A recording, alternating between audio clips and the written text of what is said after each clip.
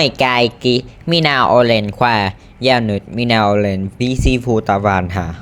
Minä haluan kertoa yhdestä suomalainen perine, joka minä tunnen todella mielenkiintoinen. Se on Juhannus keskikesän juhla. Tämä juhla on kesäkuun lopussa, kun päivät ovat pitkiä ja on hyvin valoisa. Kesällä Suomessa on paljon valoisa ja ihmiset haluavat viettää aikaa ulkona.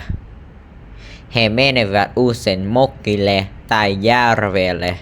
Siellä he syövät, grillaavat makkaraa. Ihmiset laulavat, uivat järvessä yhdessä perheen ja ystävien kanssa. Tunnelma on iloinen, lämmin ja hauskaa. Juhannus on yksi vuoden tärkeimmistä juhlia. Monet suomalainen uskovat, että juhannus tuo onnea ja rakkaus. Minä ajattelen, että juhannus on kaunis perine. Juhannus näyttää, että suomalaiset rakastavat luontoa ja perheitä paljon. Minä pidän juhannusesta, koska se on rauhallinen, mutta se on myös hauska.